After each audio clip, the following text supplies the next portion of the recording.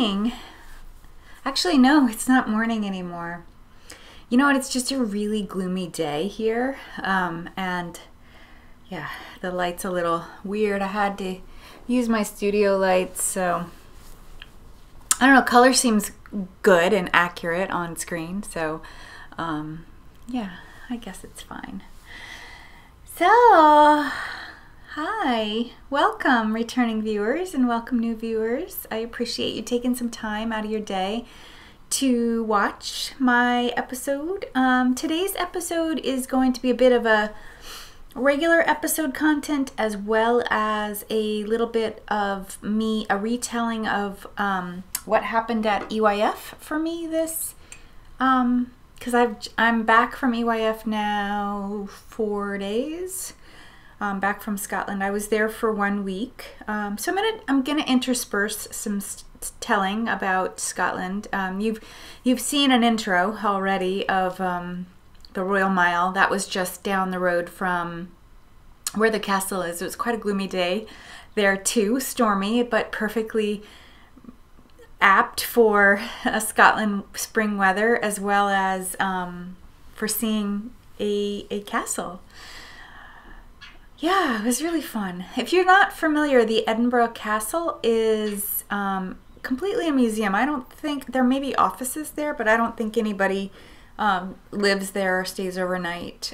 Maybe just some groundskeepers, I'm not even sure. But it's quite an extensive complex. It's not just one building, there are several buildings. And yeah, I'm gonna apologize up front because I am really bad at documenting trips. I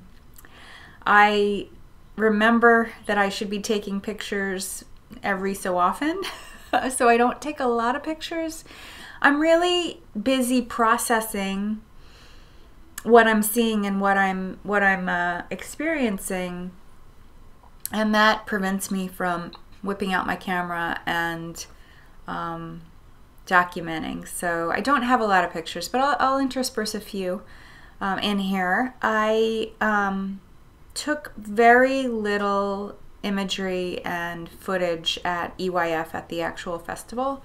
First of all, because I know other people are serious about documenting that experience, and so you can find those elsewhere. Instead, what you'll get is me sharing with you as a US citizen what it was like going to the UK, going to Edinburgh, going to Scotland, and visiting EYF for a couple days. Hey, so new viewers won't know, but old viewers, returning viewers, I have changed the name of my channel. I changed it to Whisky and Wool. I was talking to my kids before I left for, one of my sons came with me on the trip with me, and my other two boys, though, I was chatting with them and I was chatting with friends, and one of the things I was saying was, when I go on this trip, do you want whiskey or wool? Because those were what I intended to bring home, both whiskey and wool. So one of my sons said to me, wow, you should change your channel name to that. And I thought about it the whole time I was away, and I decided after I got back that that was a good idea. I searched on YouTube and there aren't any other channels with that name. Unfortunately, there are, I should not change my Instagram name to that because there are several other users on Instagram with that handle. And I didn't even check on Ravelry. So on Ravelry and Instagram, I'll remain Bellum Make, which is a really awesome name for any business. It means, you know, it's basically, Bellum is my last name. My name is Shannon Bellum, by the way. We're my 4 minutes in, finally introducing myself. Hi, I'm Shannon Bellum. I'm a former 7th Avenue, New York 7th Avenue knitwear designer who became a university professor teaching about fashion and cultural experiences, and I am part-time, not even part-time, it's just kind of a hobby that's also can be a little bit of a job. Sometimes I don't even really make very much money on my on my design work that I do for the hand knit market, but I do design, as what you can see Martha's wearing. I do design for the hand knit market but I do it in a really loose, free way, because one of the things, like, since I quit my job on 7th Avenue, and I quit in the late 90s, it was probably 98 or so, and I had worked there for over 10 years at that point, and I had made my way up to head knitwear designer for the company that's no longer in business. They got bought out by Liz Claiborne. Sorry if this is repeat for some sorry, I don't want to use the word old. You're not old. You've just been watching me longer than maybe some other folks. So sorry if it's a little repetitive for you, but I worked my way up very quickly. I was super ambitious, and I was one of those employees who was like, me, I'll take that project, I'll do that. I was able to move up very quickly, and became head knitwear designer by the time I was like 27, and just, you know, enjoyed that career until I had my second child, and he was born when I was just shy of my 30th birthday, and I realized that the lifestyle of being a full-time fashion designer on 7th Avenue was not compatible with being, sorry for the rocking that you're going to experience right now. My cat is investigating the table that I've put the camera on. Yeah, I realized they weren't compatible with being a parent, so I quit, and I went to grad school to become a counselor, and now I'm a professor and a counselor, and I still design, but on a very freeing way. So my point of telling you that was just that because I was compelled to make creative work, and I was making creative work for someone else routinely every day, I wanted to take that piece back when I quit and hold on to it, like keep it near and dear to me instead of working for another company. And my students often ask me, like, why didn't I open my own company? And it's because I don't want to be compelled to make creative work all the time. I like being able to dabble in it when the mood suits me. So that's how I operate with my my own designs. I'm a little late coming to Ravelry, and a little late actually coming to YouTube as well. I just was busy raising children, and my boys are all adults now. They're all out of the house and working and living independently.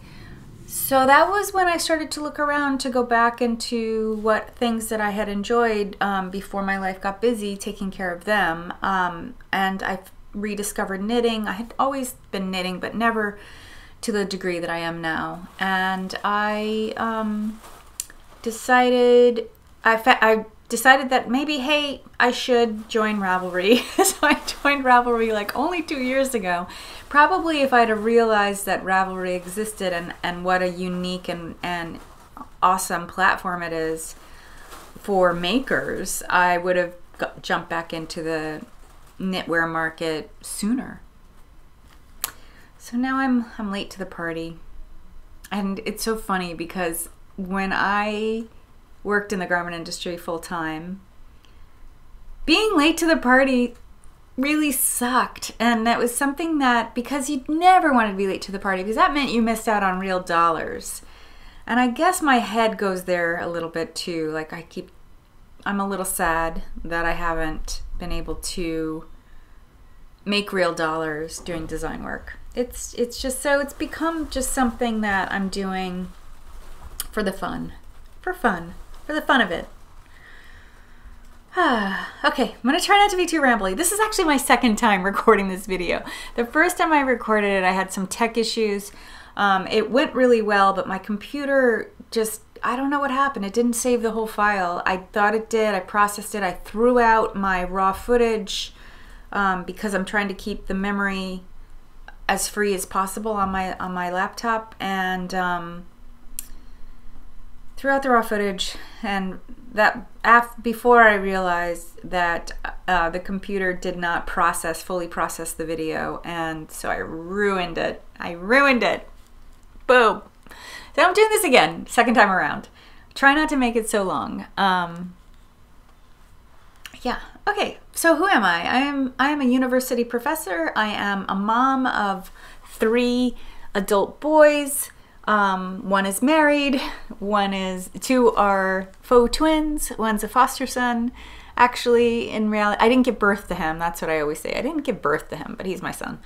Yeah, and he's actually the one that came with me on the trip. It was really, really nice. He loves whiskey, and I told him, I said, all I need you to do is eat dinner with me and sample whiskey with me and do a little touring around. That's all I need you to do. Because I had fully anticipated spending the week at the festival, but as you'll see, that did not happen. So let me get right into content, because this is a knitting podcast primarily. It's Whisky and Wool, so I'm going to talk about, sorry, my face is tickly. I'm going to talk mostly about wool. I do have a little whiskey chatter for today just because I'm back from Scotland. I can't swear I'll have whiskey chatter every week, but if you're interested in whiskey chatter, I will include that every week. I could. I don't know if I'd have it every episode, because I podcast about, or I make an episode about once every 2 weeks. But I came back with a lot of booze, a lot of whiskey and some gin, because Scotland and gin, I kind of knew, but I didn't really know till I was there. My favorite, I'm sorry, I'm going to just say one more thing before I go into knitting. My favorite question, we ate out for dinner every night. We didn't cook because I don't enjoy cooking on a regular day, let alone when I'm on vacation. We walked into a restaurant, sat down, and the waiter came over and said, "Would you like a gin and tonic or a glass of champagne to start you off?" Very good. That was very good. I actually wanted both. I didn't get both though. I got a gin and tonic. And everywhere there's a gin company that was actually not very far from where we were staying, called Edinburgh Gin Distillery, and that was on every restaurant and bar's shelf in the city. It's really, really good. If you're into gin, my go-to gin is Plymouth. It's a London Dry gin. London Dry is a style of gin, not that it's from London. It may be from London. I don't remember. So this Edinburgh gin was slightly more botanical than Plymouth, but it was right up my alley. I like herbal tastes and I like citrus tastes. Those are my two, like herbal or citrus. And I like those in scents as well. So I like herbal and citrus scents and herbal and citrus tastes. So yeah, it was yummy. It was yummy. A bottle of that came home. 2 bottles of that actually came home with me. I gave one to my sister, who is also a big gin drinker. Hey, and since we're on the topic of EYF, this is from EYF. This is from Mrs. B's Pottery. Mrs. B. She had a little booth on Sunday at the Make Wool event, and it's just a black face white sheep on a beautiful hand-built mug with this gorgeous glazing. She had this color, blue, and she also had green. I was really, you're going to see this a recurring theme throughout my EYF retelling. Very concerned about space in my suitcase coming home. So I figured one would do me. I haven't checked out her online presence to see if she has an online presence and see how easy it would be to get more. She had beautiful bowls as well. But yeah, I wanted a sheepy mug. I've been drinking tea out of it nonstop since I came home. So I'm having tea. I'm drinking David's tea. I was just trying to, I think this is Midsummer's Night, which is a citrus and apple blend from David's Tea. I really love it. Really, really love it. Okay, and you may notice that I have an FO. So I am wearing the Ingrid Pullover. This is the Ingrid Pullover. I'll pop a picture on screen of her in color, and I will also pop a picture on screen of me in the sweater so you can see the whole thing rather than me getting up and doing a little dance. I have yoga pants on anyway because it's Sunday. It's Sunday. I also didn't put eye makeup on. I don't think I need it really. The eye makeup really irritates my eyes, so I'm just kind of giving them a rest. But I do have, oh, I had a little breakout, so I had to put on the cover up, and I have lips on. Anyway, it's not a cosmetic podcast. Let me put things over there that I talked about. So the yarn, I was so excited to work on this and to finish it for EYF, and I got it done. It was one of 2 or 3 sweaters that I took, so I wore it over and over. It is so cozy and warm. I just love it. Look at that yarn. Look at that. Doesn't it just remind you of Scottish lichen or mosses? The color's called The Weather's Up, and it is from the Little Grey Sheep. There it is on the skein. This is how much I have left. I didn't realize when I bought this in the fall. I did not realize that Little Grey Sheep has sock. This is the Stein Wool Fine Wool sock and Stein Fine Wool with no nylon. I didn't realize there were 2 types. I don't know how I missed it. It's clear on the website. It's user error. Definitely user error. And besides that, I bought, besides Little Grey Sheep, there's the ball band. So it's quite a large ball. British Stein Fine Wool sock. So it has a touch of nylon, it says.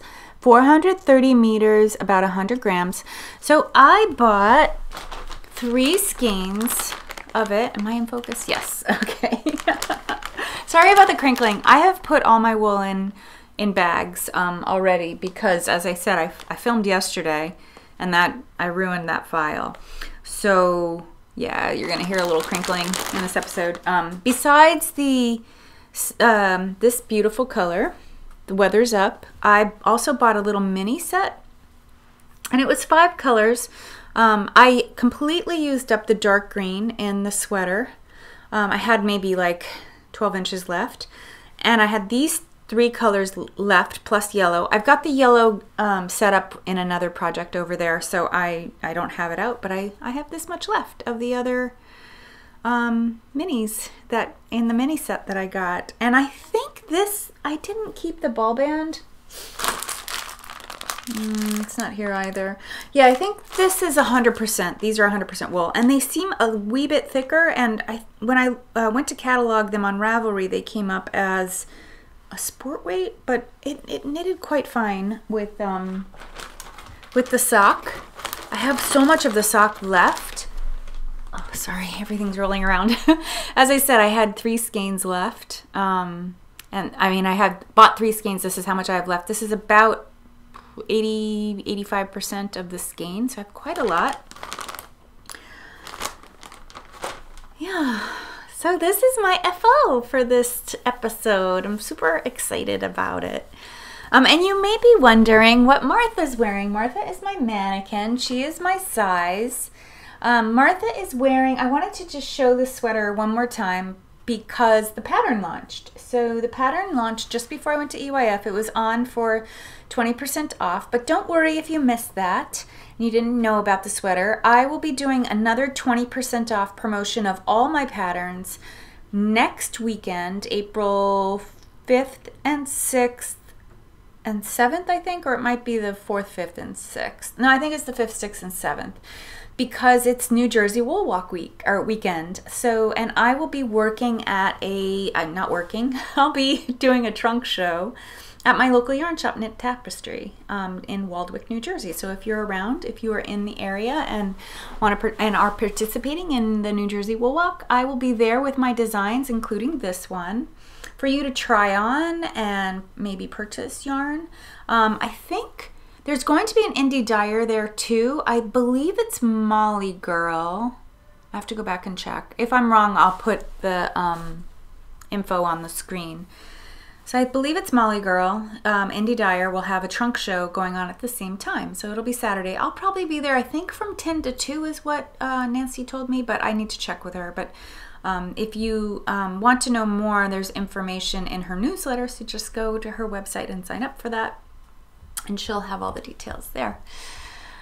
Or you can DM me. I'll get back to you with the information.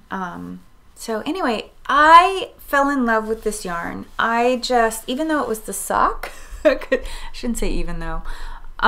If I were, when I'm knitting a sweater, like I know I'm going to be knitting a sweater, I tend not to buy a nylon blend just because, you know, it doesn't really need the nylon. Looks like I'm blowing out a bit, and it's funny because over there is a window, but it looks like it's so bright, but it's not. On screen it looks bright. I might need to reposition my lights at some point. Yeah, but anyway, this yarn just bloomed beautifully. And also, can I tell you a little more about Stein Fine Wool? I found out a few months ago that that's a breed of sheep that the Little Grey Sheep make, or developed. They made them. They sat there and knitted them. I just. Yeah, they developed the breed, and I believe it's theirs alone. I don't know if other people have it. But when I was in their booth at EYF, and I'm going to show you what I got from them in a minute.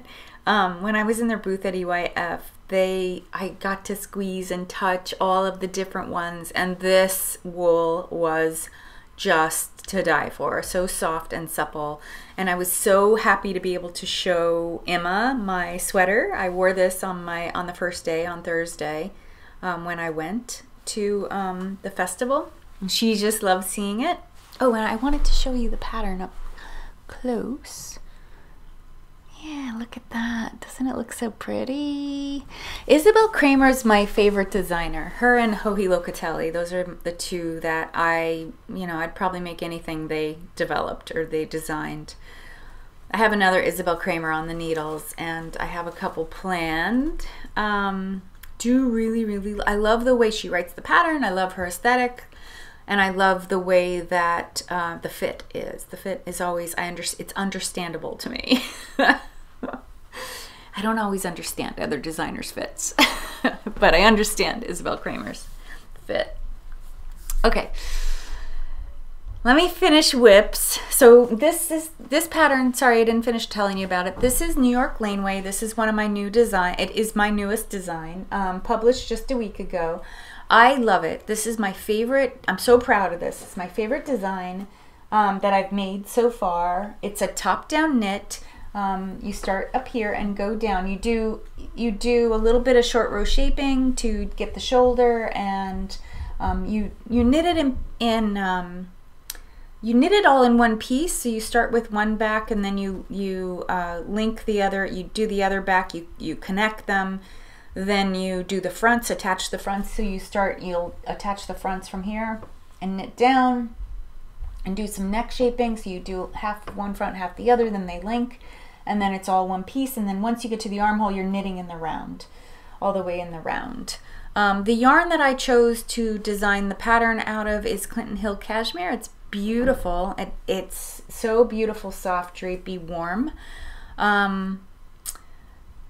I think the fit it has, you can see it's purposefully hangs away from the body. There's no waist shaping. It's the way my body's shaped.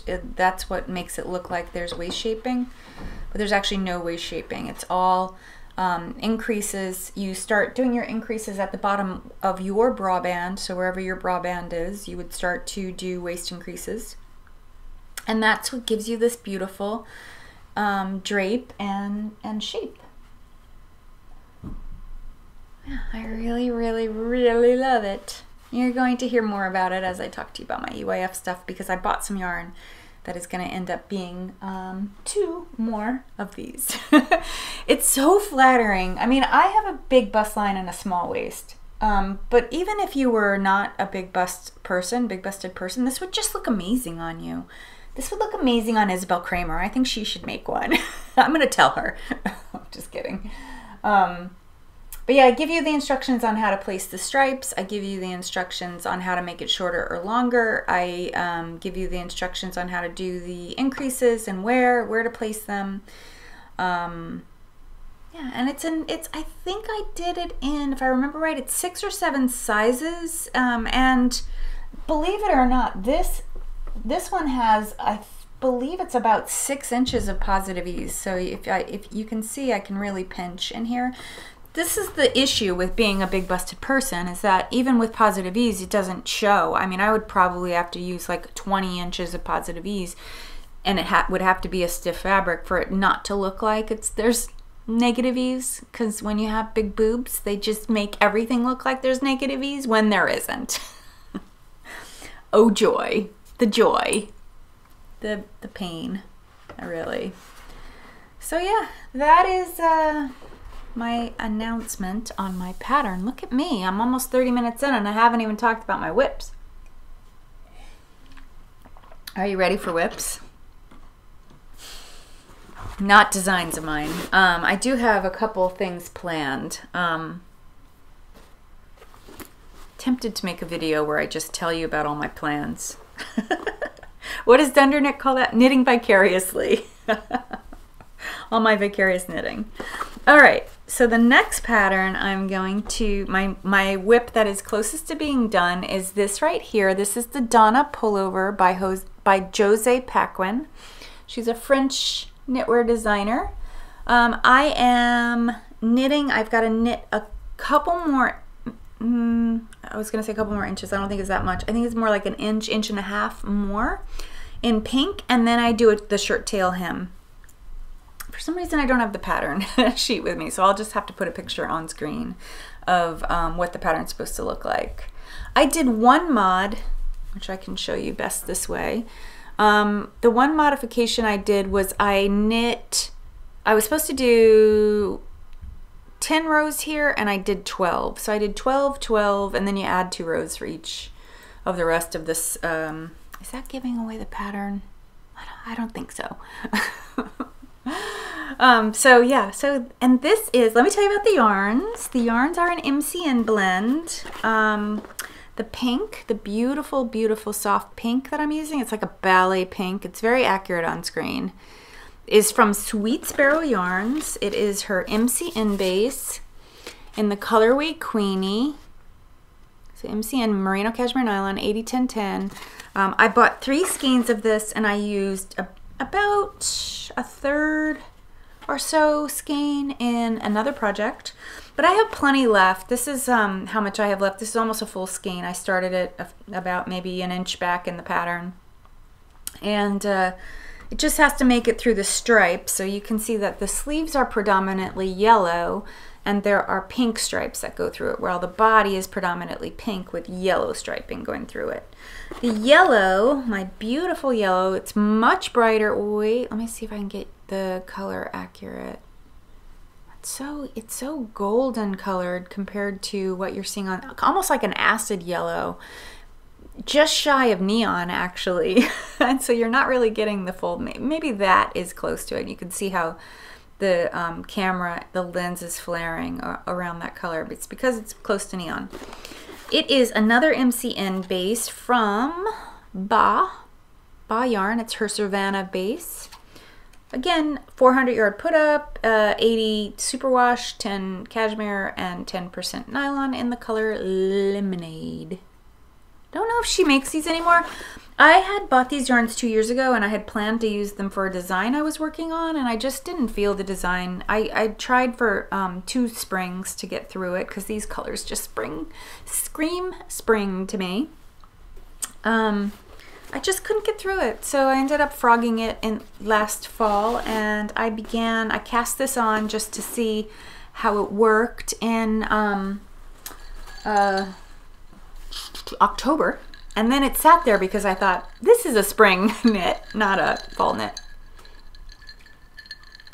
I'm having a little OJ too with my tea. I just finished lunch, and I may have talked about this before, but I intermittent fast, which means I don't eat for 16 hours, and then I put all my food is consumed in a 6 to 8 hour period. So it starts at noon.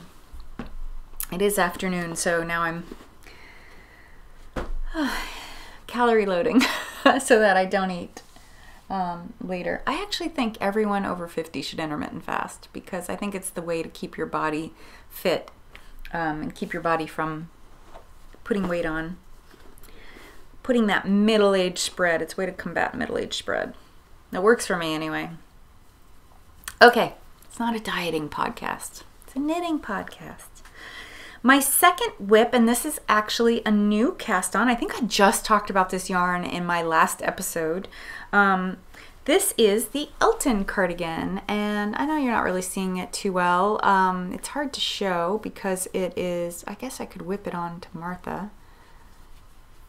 This is the Elton Cardigan. It's a pattern by Locatelli. It's funny enough. That's Josée Paquin, Isabell, Kraemer, me, Locatelli. Locatelli. Yeah, so this is a pattern that Joji wrote last spring or fall, maybe it released.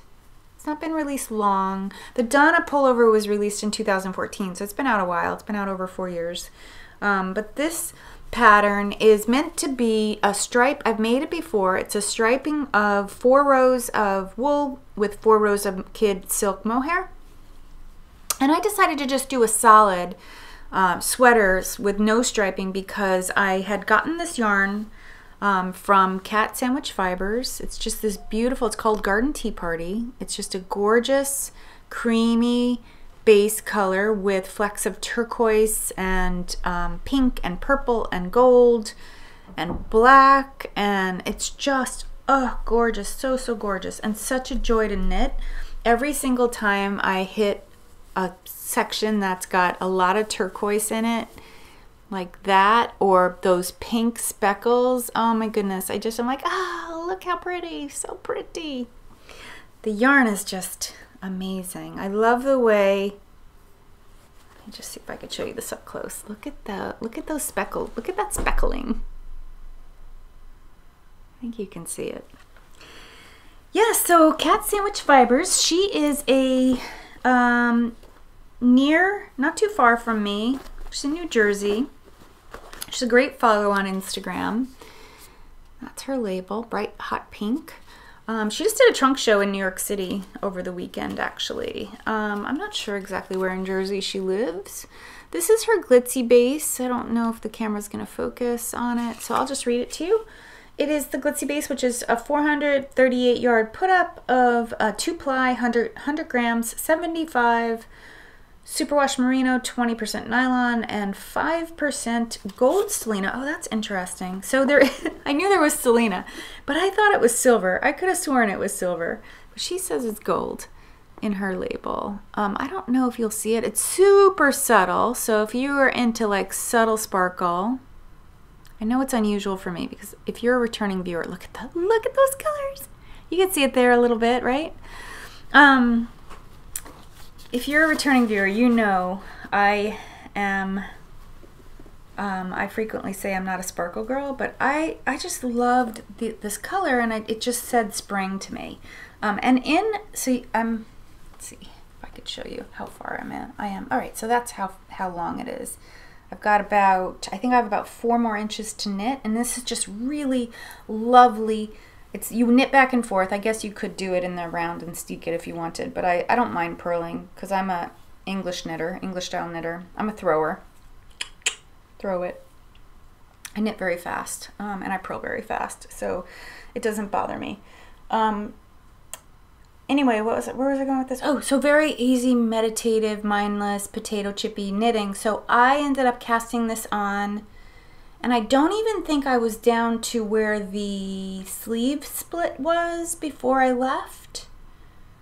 I think I was still working on the front. You knit this in a similar way to that, where you cast on the back, you end up connecting the back, you knit a few rows, do another back, connect them, and then knit a little while, and then you come back and pick up stitches at the shoulder seam and knit the front, knit one front, and then do the other front until you get down to where the sleeve splits, and then you knit not in the round, but you knit back and forth in one piece.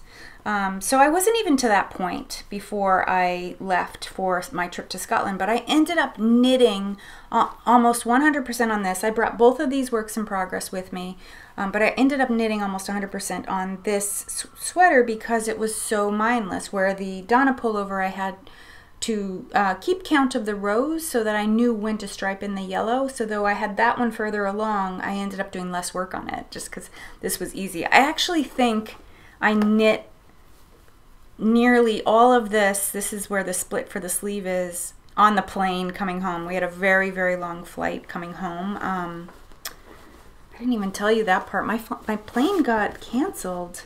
My plane got canceled. My plane got canceled going and coming back. I didn't know that it was canceled until the morning of the flight. So I went to check in. I went to pay for an extra bag because I had prepared to bring an extra bag home. Yeah, and we ended up having to fly to Stockholm.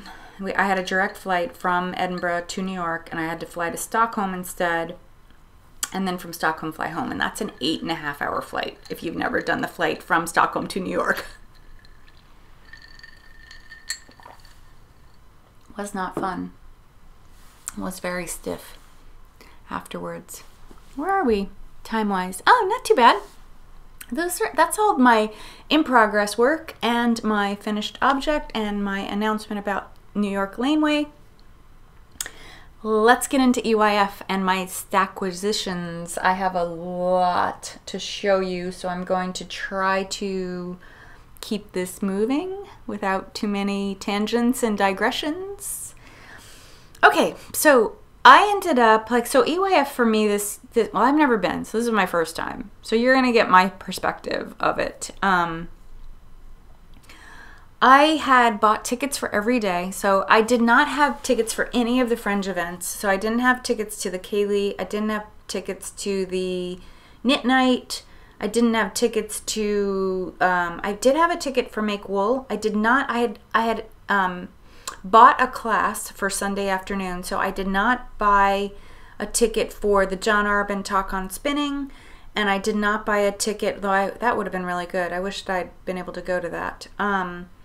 And I did not buy a ticket for the diversity and inclusion chat on Sunday either, because my intention was to go to Make Wool when it first opened and then hightail it over to my class at the other venue where they have classes. It wasn't at the Corn Exchange.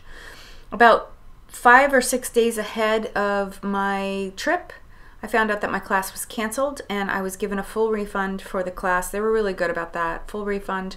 And they gave me all the tickets for free to go to EYF, to go to the festival. So I had made plans with my son to do some sightseeing as well, and I realized that I wasn't going to be able to see all the sites that we wanted to see, and also me going to EYF every day. So I had to make some hard choices, and I decided to go on the first day, check it out, and if I felt like I should go back to EYF proper, not the Make Wool event, because that was different vendors. If I felt like I had to go back to EYF, I would go back either on Friday or Saturday morning. I just wasn't sure which of those days was going to work for me. And I ended up not going either Friday or Saturday. We spent time doing other sightseeing around the capital. It is the capital, right? I might have that wrong. Correction on screen if I'm wrong. So I arrived on Thursday at the Corn Exchange. I think I have a little video. I think I took a little video, or I'll pop a picture in here. I either did a video or picture of the outside of the Corn Exchange. People line up really early. I got there fairly early. I do want to say that I love the way knitters dress in this, like, very, I mean, now remember, I'm a fashion professor, so I observe dress. Very individualistic dress at EYF, a certain look. And I also want to just share that generally in Scotland, in the city that I stayed in, there was and it may be happening in London too. I did fly through London on my way there, and we did a tiny bit of sightseeing. not much, but it was all like in a business district. So it really seems like there's a resurgence of the 80s in terms of clothes there. Like I saw so many young people wearing Doc Martens, the Doc Marten combat boots, the Doc Marten shoes. I love Doc Martens. I have like 4 pairs of them from back when, from the late 80s and early 90s when they were popular here. It really reminded me of that band, The Clash. I saw a lot of tight-legged tartan pants that men were wearing, and I don't know if it's because it was Scotland or if it was an 80s resurgence, but the girls were wearing combat boots with micro mini skirts and fishnet stockings. I saw that look over and over again. It was really cool.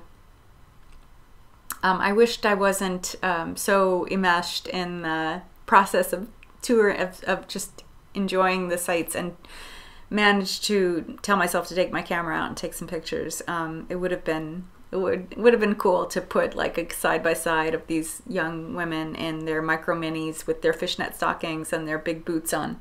It was nice.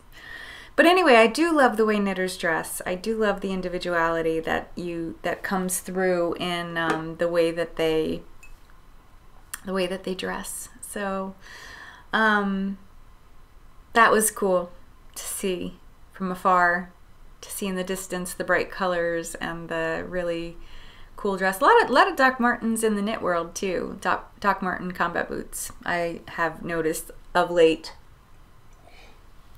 I never bought boots. I wore the shoes a lot. I still wear the shoes. They're heavy though, so I don't know if you ever have worn Doc Martens. They're heavy shoes. I prefer Clarks these days. Okay, so I got there early, waited in line, got my badges. I realized that I was told basically that having a pass for all 4 days was a little unusual. So, but I didn't know because I'd never had been. So I figured rather be safe than sorry. So when I got in, the coat check line was cuckoo crazy. So EYF organizers need to get their virtual shit together and work on that coat check thing because that was bananas.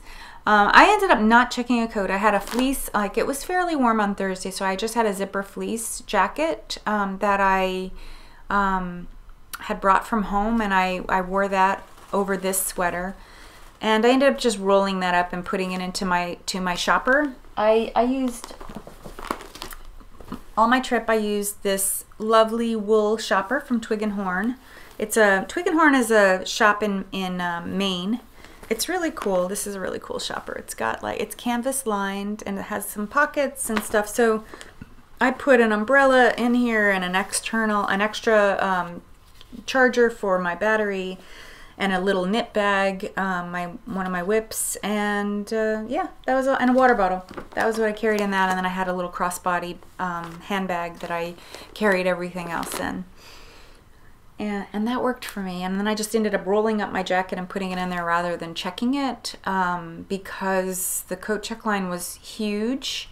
And not that I was worried that on Thursday that the vendors might run out. I didn't think, the only vendor that I thought might run out was Pink Hazel, and she did run out before I got there. She ran out of her tartan bag, the really cool tartan bag that she was making. Though she's doing a pre-order, I think this Friday. I think it's this Friday. You should check her website because I'm not positive. Don't quote me on that. So I just started to sort of wander around, and EYF is a fairly small venue. There are no animals. It's just wool vendors, fiber, and related vendors.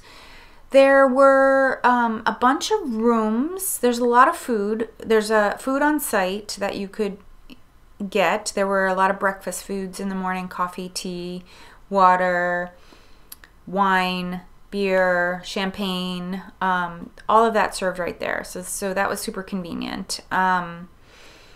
And a lot of small rooms, or smallish, sort of, there was a little bit of a circle that there was a hallway where there were vendors set up.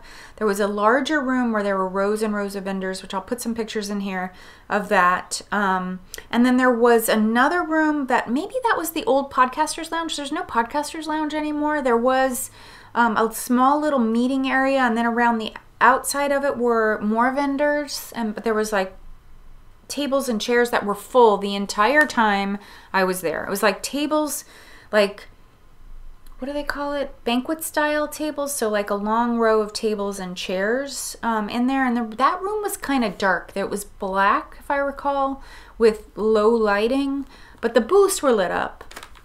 And there was some really, Oost was in there, Oost wool, which I looked at their wool, but I didn't buy any. I went also with a plan. I had a plan of what I wanted to buy. I did a little preview shopping. Like, I didn't buy anything, but I did a little previewing ahead of going. And I had in my head some very different, very definite ideas of what I wanted to spend, how I wanted to spend my money and spend my space, because those were my struggles the entire time I was in Scotland. Money, my budget, my financial budget, and my space budget. Like, how did I have room for? So I kind of went in with a shopping list, and then I had the intention of just wandering the stalls and seeing if there was anything that struck my fancy. I struggled quite a lot with the whole, like, vendors showing the yarn, like giving the labels. Let me jump right into what I got, and I can talk to you a little bit more about my struggle. This one is a good example. Okay, so the first stop, so Isolde Teague is a American expat who lives in Scotland with her partner and their child, and she has I don't know, I think it's just a virtual yarn shop. She also designs, I'm not really clear what her business is, but I knew that she had a booth there. I've heard about her booth at EYF for years, and I've heard that it's set up like a store. It was set up like a store. It was in its own space, it was its own, she actually had 2 rooms. There was some spots to sit and knit, and there was also yarn that she had for sale. So I went knowing that I really wanted to look at the special yarns that she stocks in her booth, and I also wanted to check out the books. I never really got close to the books. It was packed. That area was packed. Probably if I had hung around longer, if I'd stayed at EYF longer, or maybe gone back in another couple days, like more than just the one day, I would have found that it wasn't as packed. Or I would have found moments where I could have like waited it out and gotten in close and looked at the books and stuff. But I did buy one book, so I am going to talk to you about that. Anyway, I shopped her yarn, and I ended up with this. This is Tuca wool. Let me get a couple more skeins. I bought a sweater's quantity, so it'll block me out better. There you go. So it's 100% Finnish wool. I thought this was her wool, but it doesn't say that on it. It says it's by someone else. I thought that she worked with the mill. Maybe she did, or maybe she just sourced it. This color is called 191. Colors have numbers, not names. Sorry about the blowout there. There we go. Yeah. The skeins are 50 grams, and they are 195 meters. This is kind of a rough feeling wool, a rustic, if you will. It must be a woolen spin, but it's a gorgeous heather. You see that? Look at that. Gorgeous heather. I'm really excited to try this. I have a feeling it'll soften up beautifully in the wash. I bought 7 skeins of it. This was my very first EYF purchase. I did it pretty quickly because her wool section was empty at that point, like when I first got in. Because I was just wandering, I was trying to figure things out, like trying to figure out the lay of the land there, and she was on my list. This yarn was on my list, and so I ended up with this beautiful dusty rose, or mauvey. I would say that's a true mauve color. Really, really love it. It seems to have like a black ply in there with the colored ply. Yeah, and 7 skeins should be sweater quantity. So here was my struggle. Here was one of my struggles. The yarn was in meters, so I had to do some math in my head over meters to yards, and then I further had to do math in my head of pounds to US dollars. And I did experience a little bit of sticker shock, which I'm going to talk about as I go. Definitely not sticker shock on this. This was really, really nice. So super excited. No idea what I'm making. I may make her Stockbridge cardigan, which I'll put on screen here. And that's what this was. That sweater was designed with this yarn, so it should be fine. What made it easy to decide sweater quantity for this was that she had that Stockbridge, a poster of the Stockbridge cardigan on the wall above where this yarn was, and it said by size how many skeins you needed. So I didn't have to even think about it. I didn't have to look it up. I could just get in there and grab the purchases and go. And these were, if you're following along price-wise, I'm sorry, I'm going to talk about money. I know it's kind of crass, but whatever. I believe in like discussing, like getting these secret things out into the open, because I think we all learn, and I'll probably learn some stuff because I'm sure you guys are going to comment below.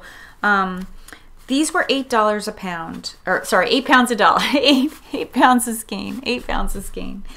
So 7 times 8 is 56. I feel like they were cheaper though. Wait a minute. I don't think I paid that much. Because I know in order to get a tote bag, which I got, I had to spend 50.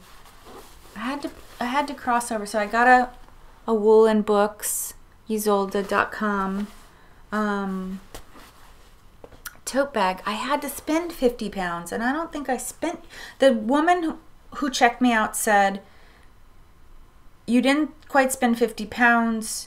You'd have to spend 50 in order to get the tote, but if you buy the tote, then you're over 50 and I should give you the tote. Let me just give you the tote. And I think I was her first sale.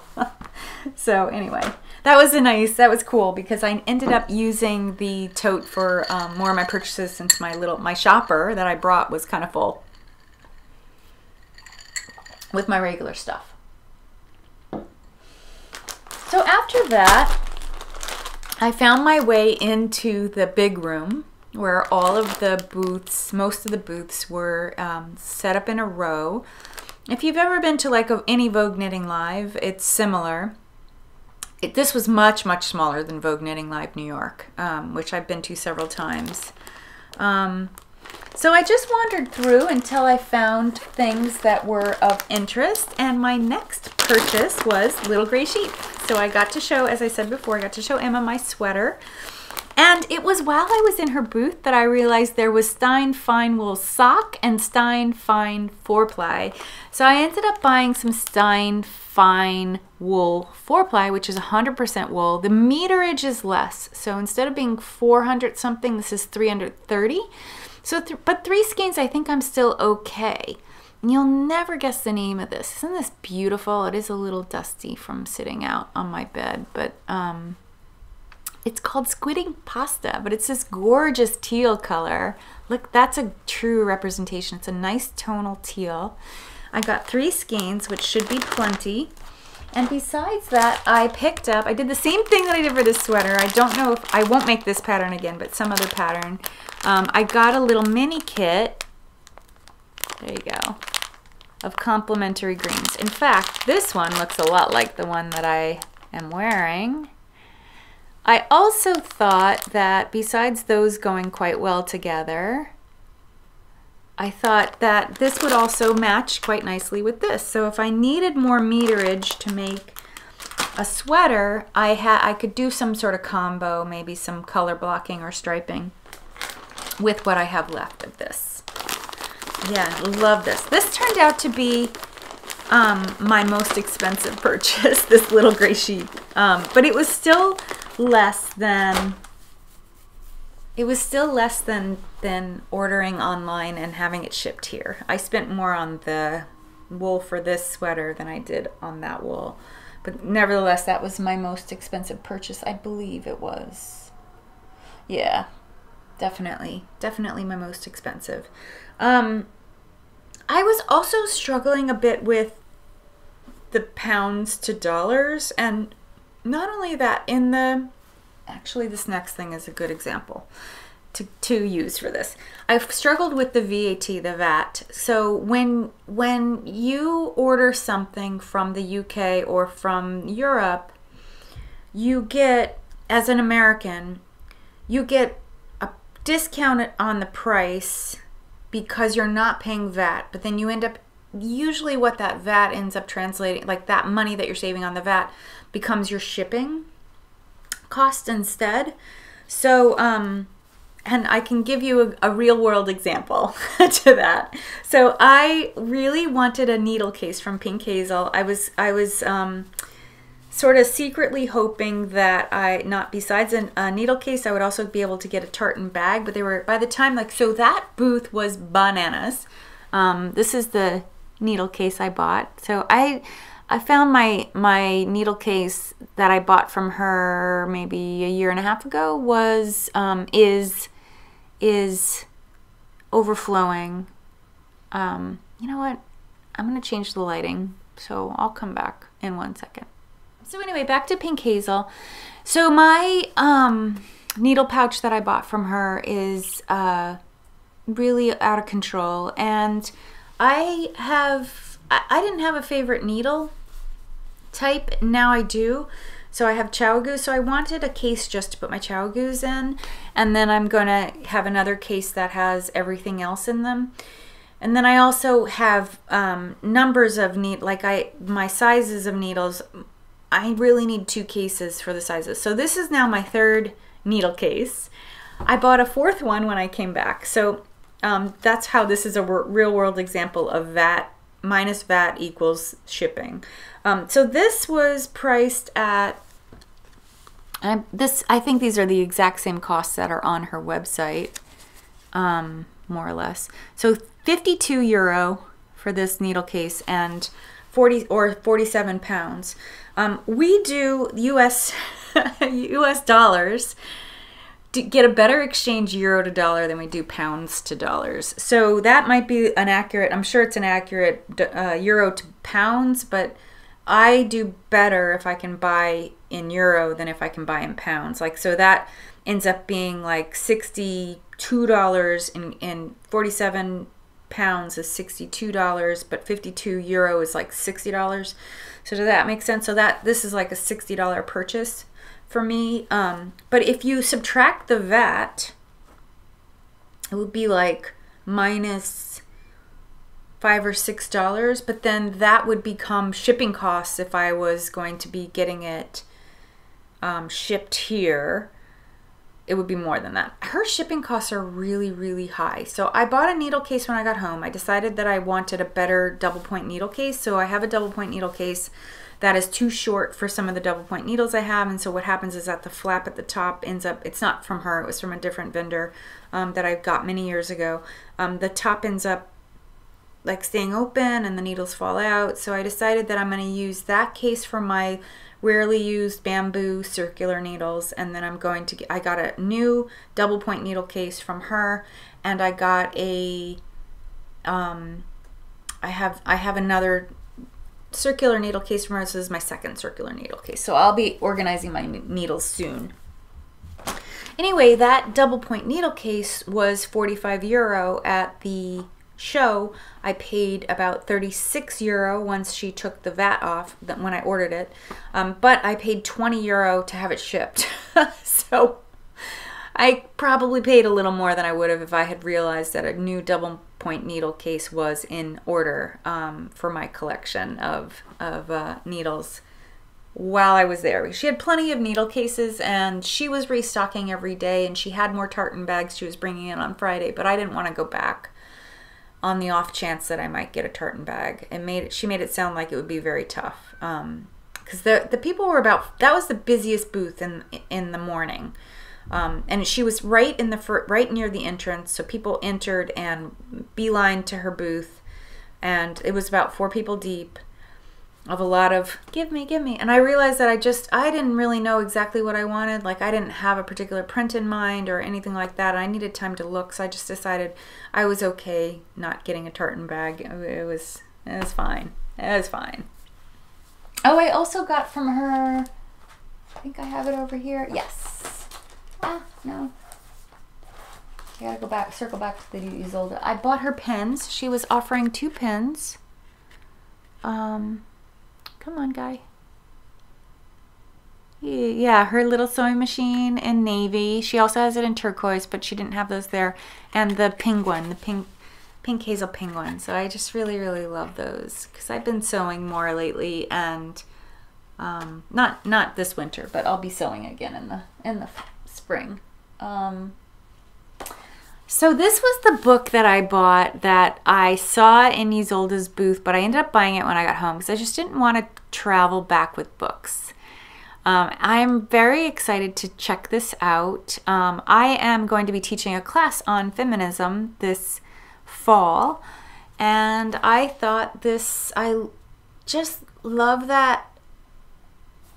I like the research that has been done, the scholarly research that's been done on the use of the term witches and sluts as well. I have a couple other research articles that I've been pulling up, so I thought this might make some interesting and fun reading for my class. It's supposed to really delve into the history of the term, of these terms, and when they started and the implications of them and how they are weaponized against women. So I'm excited. The author, I'm sorry, I was like covering up the author's name. The author is Kristen Soleil. There you go. And it's very scholarly. But it's written in an approachable manner, which is really good for undergrad students. So I mean, there are like these pages right here. These are all the reference points, all the scholarly research that she used to put this together. So I'm excited to go through those as well, and perhaps incorporate some of those readings into my class. So I hope I can use this as a book. I have a few other books coming, but that was one that was on Isolde's Instagram that caught my eye, and I knew it was written by an academic scholar. So yeah, I just thought that maybe it would be a good book to use for my course. Okay, so in my wanderings, I wandered by the TOFT booth, and TOFT had two booths. They had one that had these big crocheted animals that someone made, super impressive. You could also buy small crocheted animal kits. I thought about it.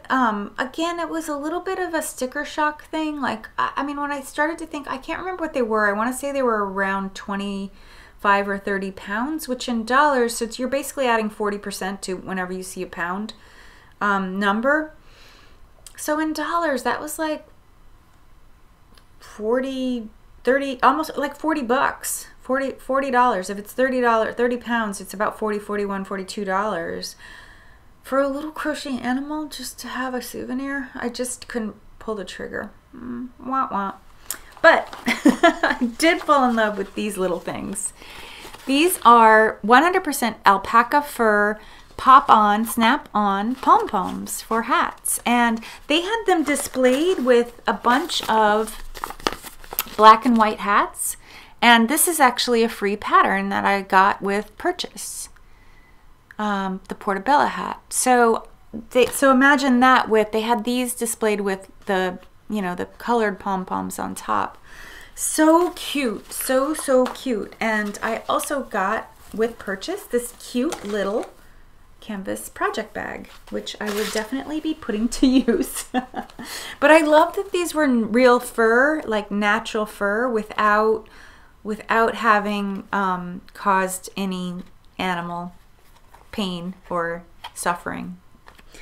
So they're so soft. Really, really love them. So she said these were new for the show this year, that they had these before, but they were tie-on, and they did have the tie-on ones too.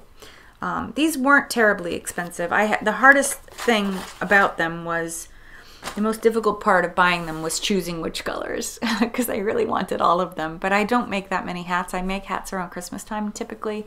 But I think I am going to make that black and white hat. I have some beautiful fingering weight black and white yarn from Green Mountain Spinnery that I had bought at Rhinebeck, and I have it's now earmarked for a design that's coming up. I'll be knitting that this spring. So I'm hoping I have extra. I think I will. I have a lot of yardage, a lot more yardage than I think I need. So I'm hoping I'll have extra and I'll have enough to make a black and white hat. That'll be cool with one of those pom-poms.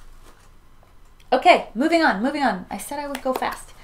So right across from them, from TOFT and Little Grey Sheep, was John Arbon Textiles. He was high on my list as of a booth to shop in.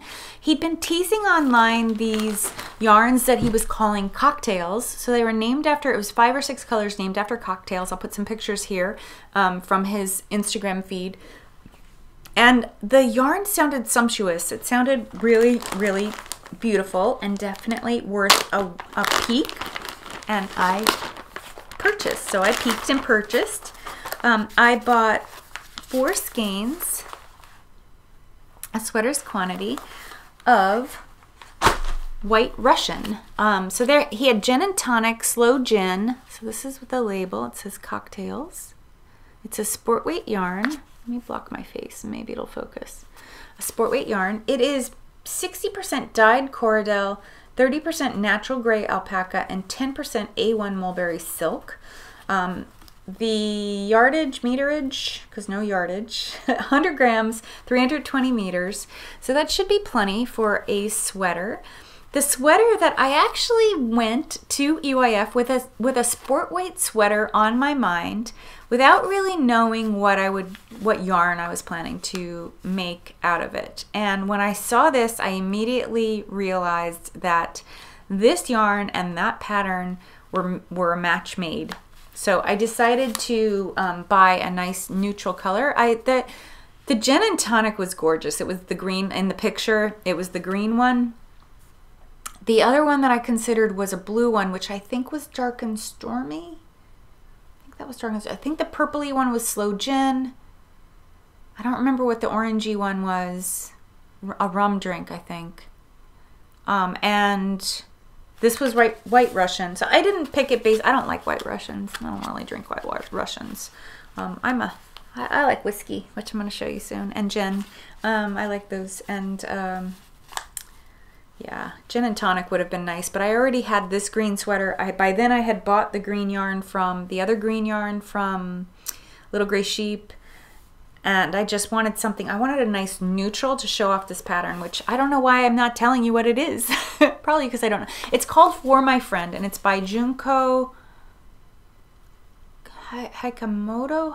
I'm gonna put his there. Sorry, I think it's a they, not a he or she. Their name on screen. Gender non-specific. Gender non-specific. I love that. We're all gonna be they soon. So yeah, I bought this it's a very beautiful warm toned gray. It's funny, you know, the tops, he was selling what he called tops, which is the fleece that I guess if you're a spinner you could buy and spin.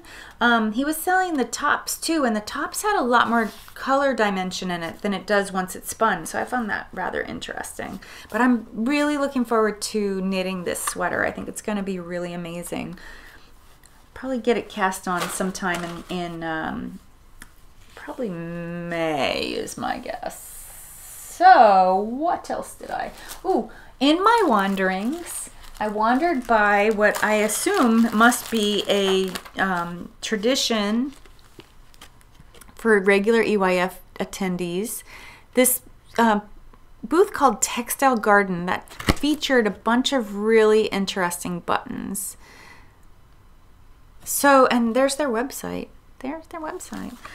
So if you are a regular viewer, you'll know that I'm a little bit of a button snob, and so it may surprise you to know that I actually bought some buttons.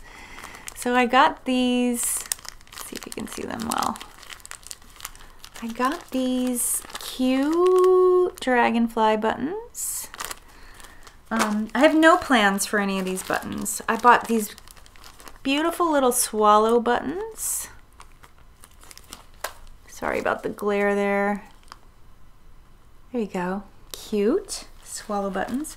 Let me see if those will work on my Elton Cardigan.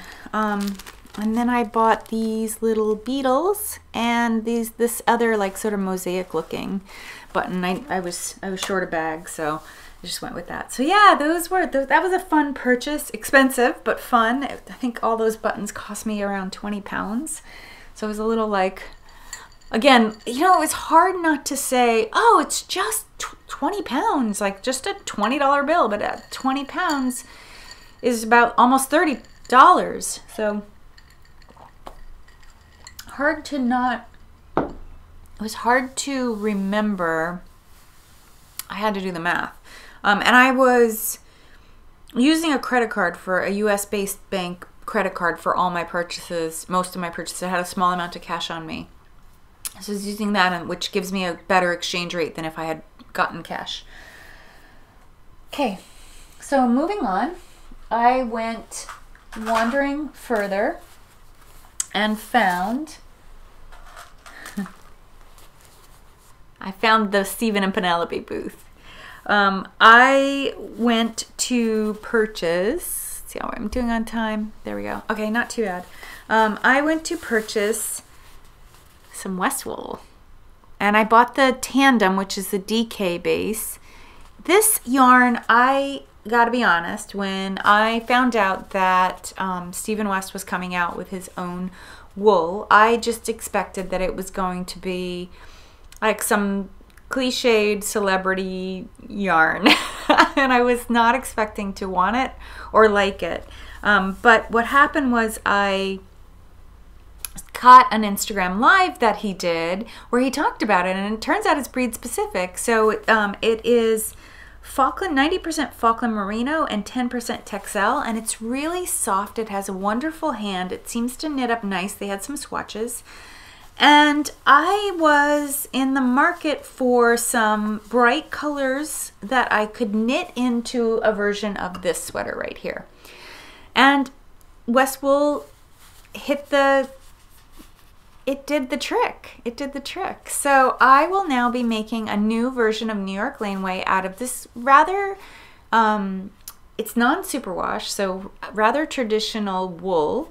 The orange is going to replace the charcoal gray. I got this beautiful color, this gorgeous light blue. That will be replacing the white in this, or the cream color in that. And then I bought this cool tone gray. He had a bunch of different shades of gray. This one's called, the light blue is glass. This is called Graykovich. So it's a play on Reykjavik. So this is a cool toned gray, so you can see the difference, cool versus warm. Cool versus warm. You see how much warmer this gray is, and this one's cool. That will replace the black. So that will be, these will be my bright spring-like version of New York Laneway. I'm super curious to see how this yarn handles the drapey part here. I think it'll be very informative for people who don't want to spring for cashmere, because this Clinton Hill cashmere sweater, I got a discount on the yarn, but it still was, I want to say it was over $300 in supplies, so I realize that's out of reach for a lot of knitters. This was much more reasonable. I want to say, I don't remember what they are online, but the shipping costs aren't too bad from New Zealand. Shipping costs are really bad from New Zealand, actually, from the Netherlands where the shop is. And I think right now their shop is the only place you can get it. I don't know if they're going to expand and open or allow shops in a shop or two in the US to stock it, but I was happy to pick it up. It was less than 100 pounds for the sweater quantity. I bought 3 skeins of this color, which is Beatrix, the orange. It's showing a little brighter on screen than it is. It's a pretty mellow, deep, that's good. That's what it is. That's the way it looks. A little, not quite as glary, a little toned down off of that color, but that's a pretty accurate representation. So the other 2 skeins are out of reach over there on the bed. But I got 3, so I got 3 skeins of the orange, 1 skein of the blue, the light blue, and 1 skein of the gray, and that should be plenty. I'll have extra. I'll be able to make a hat or 2 out of that, out of the leftovers. Oh, and I also picked up these cute little stitch markers. little bicycle stitch markers, which I guess are unique to the shop in Amsterdam. So there you have it. So I'll be using those on my West Wool knit. Oh, and the last thing I want to just say about the West Wool, there is a West Wool knit along going on right now. It's going on through the end of April. So this will definitely be my next cast on because I want to take advantage of being part of that knit along. I don't know what the price is or anything, but it's just good motivation. This sweater knit up very fast. It only took me a couple weeks to knit. So I expect that I'll be able to whip through that pretty quickly. I think my plan is going to be to finish the Donna pullover and then cast on the West Wool. I need to swatch, so I'm hoping maybe to swatch later today, so at least I have a plan going forward. And my last purchase, I did spend some time on Thursday. I stopped and ate lunch. I had just a really light lunch, and I hung out in the tent. So the cool thing about EYF is that there's a very large tent where all the knitters can congregate besides the podcaster, what used to be the podcasters lounge. I understand it's not anymore. They have a tent that has a couple booths in that. That was where the animals were, the big huge stuffed animals were there in that TOFT booth. But the TOFT booth where I got the pom-poms was on the main floor. And there was a lot of like wedding type round tables where it seats 10 or 12 people. Those were around these, all in this tent. I think it's also where they had the ceilidh, where they did the ceilidh. So that was pretty crowded. So I ended up sitting at a table with a bunch of other women, and I chatted with a couple of them. I ended up with a lot of misconnections in terms of my own socializing. I had intended to say hi to a few people, and I know a couple people were looking for me, and we just never connected. I mean, it's probably just a lesson in like, make a firm plan. Just make a firm plan. So, and I don't know what happened with the Podcasters Lounge. I didn't stay on top of that, but there was I think they were making a time grid for when each podcaster would be in the lounge. I never got that list or found it or saw it, so I never paid much attention. I was really there to shop, though, primarily. I was wishing I could have socialized a little more, and I realized my class was going to be a social event. Like, that would have been an opportunity to socialize and meet other people. The person I talked to the most there was a woman from Connecticut, which, if you don't know your geography, I live in northern New Jersey, and Connecticut's about 20 minutes that way. So it's not too far from me. She and I could have connected and met in New York, or New York Sheep and Wool, or other local fiber events. So anyway, I made one more purchase on Thursday. One more purchase, right? Yeah, everything else sitting on there, on the bed is from Sunday. I should just show it to you like this. I know it's kind of in a bag and it's a little glary, but I went to Jameson's of Shetland, and I bought some Shetland Spindrift. They put together, and I'm going to put some pictures here on screen. They put together some really awesome little shoppers, little paper shopping bags with a inspiration photo, and then 6 skeins that went with that photo. So that's these 6 skeins were sitting in this bag. And these little, if you're not familiar with Shetland, Jameson of Shetland, these are really awesome yarns to use for color work. So I had no plan, just like most of what I bought. The John Arbon I have a plan for. The West Wool I have a plan for. The Tuca Wool, no. And the Little Grey Sheep, no. And this also, no. But this was fairly reasonably priced. So I could buy 6 skeins for 24 pounds, which ended up being about $38. I told the woman that checked me out, I was like, this is really clever marketing, because this was just one palette. There were so many. The hardest part was figuring out which colors I wanted. And I stuck with my comfort zone, which tends to be shades of blue and green. And this one had some purples, so it's got a couple bright this deep dark purple, and then this softer purple here in the mix. These are the two in the middle. So these are, it's I think two very similar colors. It's just one of them is a heathered gray, while the other one is solid. So I don't know if I'd use those next to each other necessarily in a color work, but they definitely go together.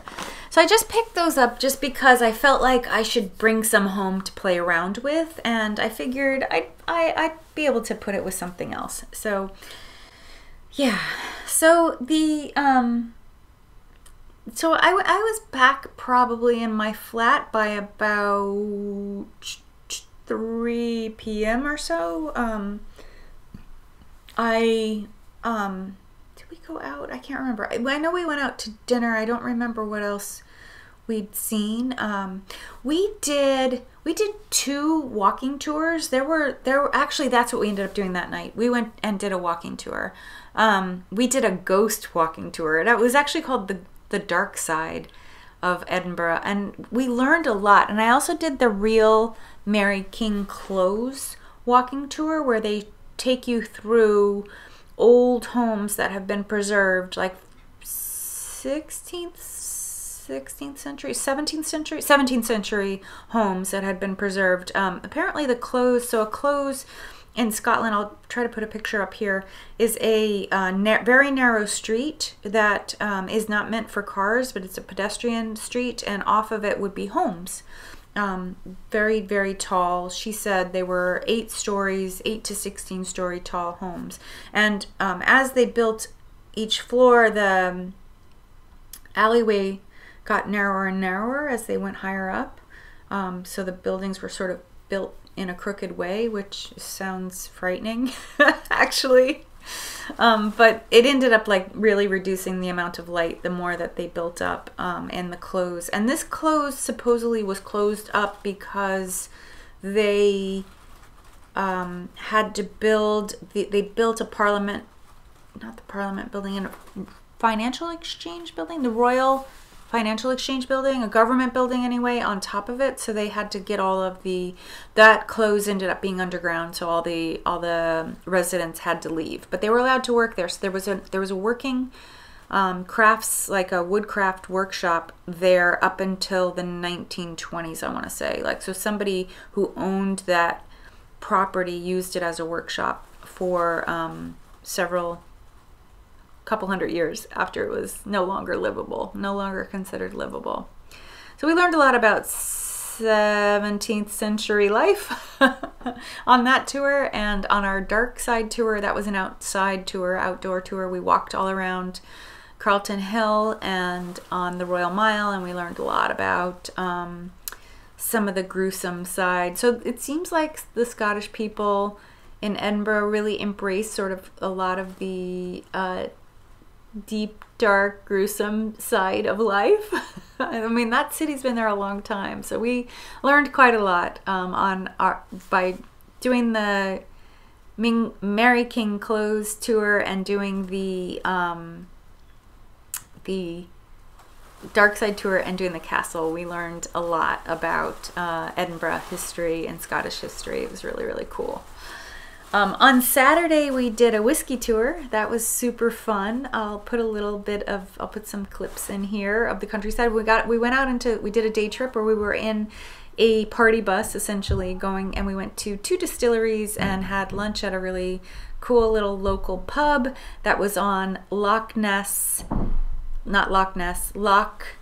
Lowhan, I want to call it, lake, or this body of water. That it's the one that the song "You Take the High Road, I'll Take the Low Road, and I'll get to Scotland Before You." It's the lake, the loch that song, or the loch that's mentioned in that song. That's where we were. That's where we went for lunch, and we got some lovely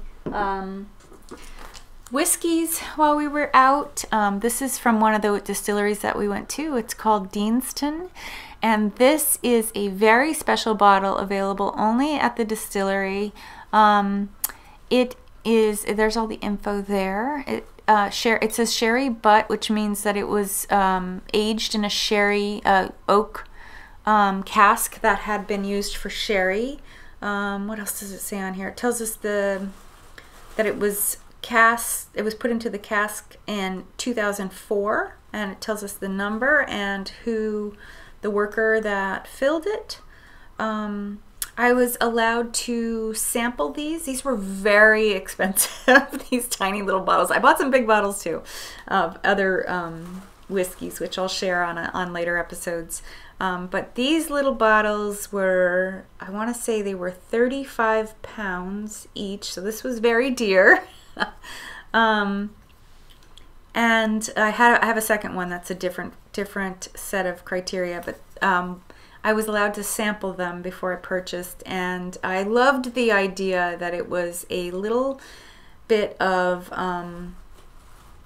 Scotland that I couldn't get anywhere else, versus like some of the other whiskeys that we ended up buying. So I'm a huge Game of Thrones fan, so we bought this in the duty-free shop when we flew through London up to Edinburgh. So we bought this on our way in. This is the House Targaryen whiskey by Cardhu. I think this is the way you say it. The distillery, Cardhu Distillery. It is an all-female run and owned. I won't say all-female operated, but it's female-owned distillery. So it's owned by Helen Cumming and her daughter-in-law Elizabeth. They were pioneers in the male-dominated whiskey industry during the 1800s and largely responsible for the early success of this distillery. This single malt Scotch celebrates these legendary women and their unwavering perseverance with a liquid that is rich in texture and has a balance of sweet fruit, dark chocolate, toffee, and spice. And this is so amazingly drinkable. It's very smooth, and that you really taste those sweet tones, the toffee with a little hint of spice at the end. It was really, really lovely. So I wanted to have a bottle of whiskey in the flat so that in the evenings when we came back from after dinner, we could have a little nightcap. But I did, this is empty, but I was able to bring about half the bottle home because we weren't voracious drinkers.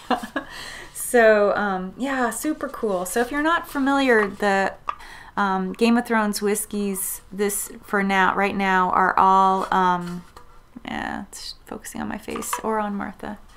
The Game of Thrones whiskeys are all from very well-known distilleries in Scotland. You could look it up online. Just Google Game of Thrones whiskeys. You can buy the entire collection here in the States and have it shipped to you if your state allows you to have alcohol shipped to you.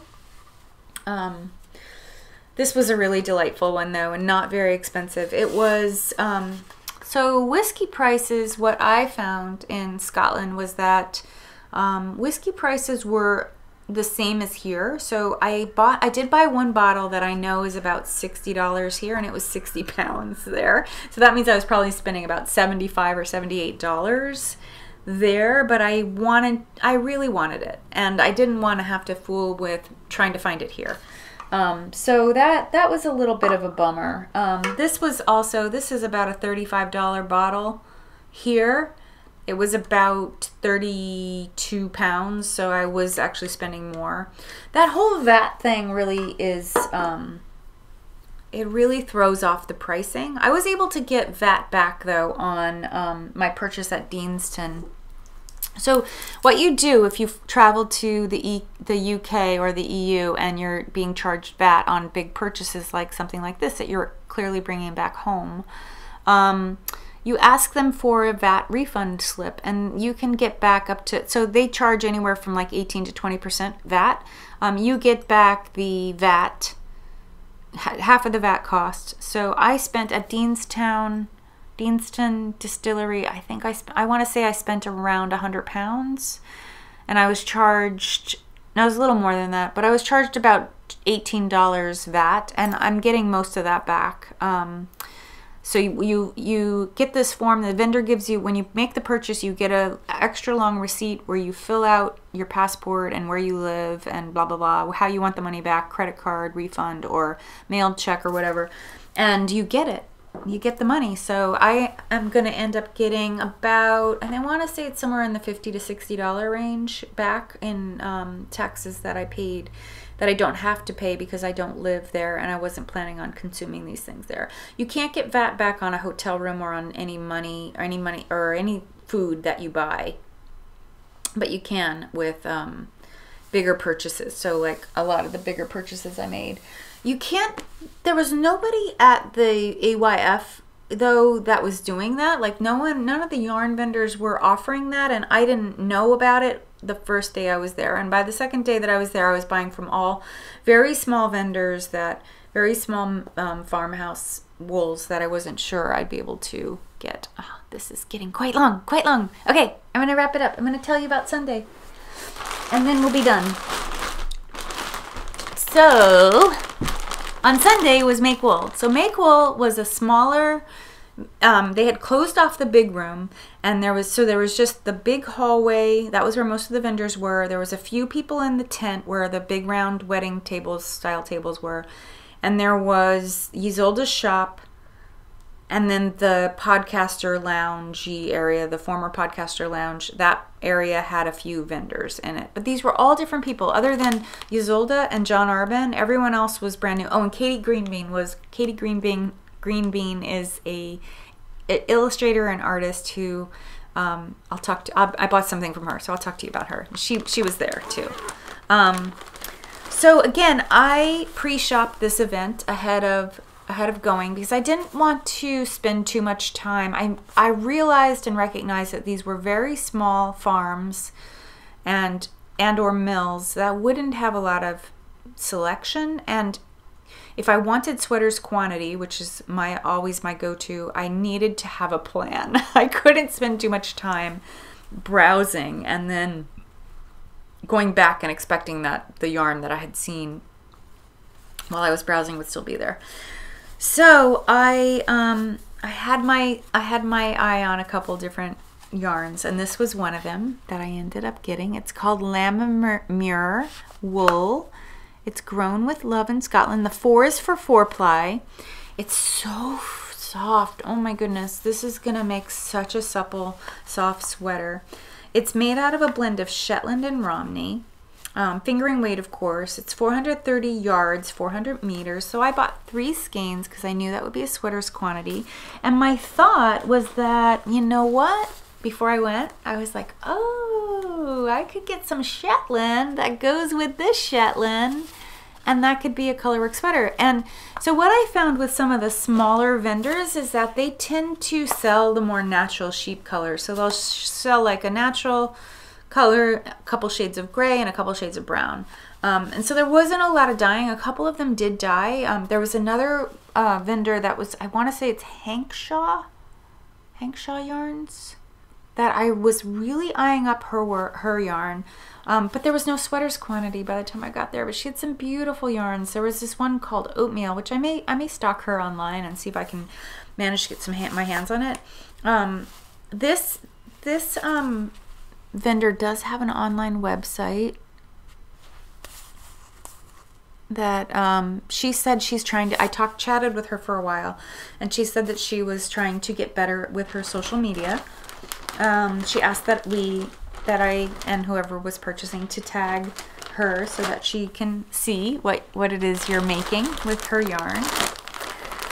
This was a bit of a surprise to me because I couldn't find much online about this vendor, but I was game to try to give a look, and I really wanted to focus on buying yarn that I wouldn't be able to, that was Scottish specific, and that I would be harder to get here, because I figure, like, I feel the same way when I go to Rhinebeck. I want to get yarns that I know I can't get any place else. If I'm gonna spend money on site, that's always the goal, besides like buying things that you just think are amazing and beautiful. So I fell in love with this yarn. This is Lifelong Yarns, and there's their website. This is a gorgeous dyed deep purple yarn. It's a DK weight, and it is 66% blackface, 33% Shetland. It's about 200 meters per 100 grams. And she only had 2 skeins by the time I went to purchase. So I bought both skeins, and then she had plenty of natural. So I ended up buying this natural color. I bought 3 skeins of that. So that should be a sweater's quantity. Yeah, definitely sweater. And the white is 100% Scottish blackface. It's so soft. It just feels so amazing. So my thought was that maybe I'll do some version, a 2-color version of this sweater out of this, or I might end up making it a cardigan. I may do some striping, color blocking patterns maybe in a cardigan style. I don't know. Gotta think about it. This could make a cool cardigan. Maybe I could do a houndstooth pattern or something.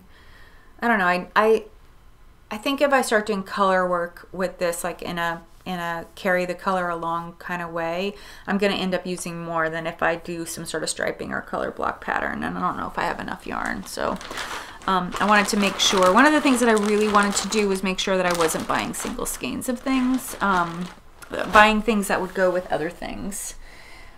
So, other than that, I did go to Katie Greenbean, and I ended up buying the tea towel that she had with her artwork of the British sheep breeds. She also had gorgeous posters, which I'll put a picture in here. I purchased a poster and then left it somewhere. So I may go on her website and see if I could buy it somewhere else. I'm glad to have the tea towel, though. It's so cute. And then last, there was a tweed and tartan vendor. There were a couple tweed and tartan vendors, but I ended up buying this cute little notions pouch because I just love this tweed. I love this shock of pink in there. I don't know why the camera won't focus. Look, there's nothing else on screen except my sweater. There, maybe. Yeah, so just really, really pretty. It has a hot pink backing and pink zipper, and then yellow inside. I just thought it'd make a really cute notions pack. The tweeds and tartans they were selling were about 25 pounds a yard, which is an amazing price. I mean, those are usually, those types of wools that they were selling are usually in the 50-pound or $75 a yard. It was very, very wide. I just had no plan, and I was looking at it and I was thinking to myself, I would need about 4 yards. I probably should just bought 2 yards because I probably could make a skirt with, I could probably make a skirt with 1 yard actually. But I don't know, do I really want a plaid? I want a kilt. That's what I want. I want to make a kilt.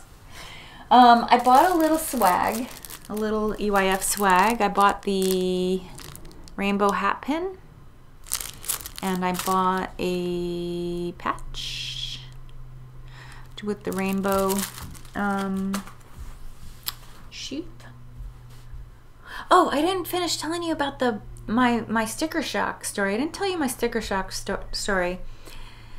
Right next to the West Wool, the Stephen and Penelope booth, was Labie and Amé. And I really think her yarns are gorgeous. They're beautiful. But I was really surprised at how expensive they were. She was selling her fingering weight indie dyed yarns for 29 pounds a skein. So that would work out to about $40 a skein. And I just couldn't make I just was like, no. And I also struggled a bit with, like, I know I can get it online, but is what I'm paying here versus what I'd pay for shipping, like, I just didn't have all of those numbers in my head to know whether or not it was worthwhile. But ultimately I realized that I have a really big indie dyed, you can see it a little bit behind me and a little bit over on this side too, indie dyed yarn. I have a pretty good stash of indie dyed yarns, and I really wasn't in the market for any indie dyed yarns. And that's ultimately what it came down to. It also came down to space. So I came home with 6 sweater quantities, 6. And I came home with, how many bottles? 8. 8 bottles, or 8 pieces of glassware. I had 8 cushioned bags of stuff in my luggage. And I use vacuum bags to vacuum to save space, but it doesn't matter. Your poundage, your weight has to be a certain weight, otherwise you're paying for overweight shipments. So I was cognizant of that too. I was like, oh, yeah. So by the time I had gone on Sunday to make wool, I had a good idea of how many bottles I was bringing home, and I figured I was going to make one more pass through the duty free for a little bit more maybe. So duty free is not supposed to include VAT, but I don't know. Those prices don't make sense. Those prices weren't. I could buy this. Actually, the tour guide on our whiskey tour told us this, that the prices that you get at the distillery aren't necessarily better than what you could get in a store. It turned out the best place to buy whiskey and gin in Edinburgh was on the Royal Mile. There is a little tiny shop. I think there's one on Victoria Street too, which I think the prices were pretty good, though when I went in there I wasn't as aware of the prices as I was by the time I went to the Royal Mile. That place, I think it's called Royal Mile Whiskies. It's right near the castle, right where I showed the film clip in the beginning, right near there. They had really good prices, So all right, I am gonna wrap this up because this is already long and I'm gonna be adding clips, so it's gonna be even longer. Maybe you're watching it in pieces, I don't know, but I really appreciate and love that you spent some time with me and that you watched my video on my thoughts and experience at EYF and in Edinburgh. I know my next episode I'll be chattering a little more about it because I'll be casting on some new stuff and I'll have new things to share with you. I will be sharing more of the whiskeys that I bought. Ideally, I'd like to kind of be sipping on a whiskey when I'm doing this, my new Whisky and Wool. I don't know if that'll really happen though, because it's just time of day and yada. So, but thank you for watching. Please subscribe if you're not already a subscriber, and hit the thumbs up button if you enjoyed today's content.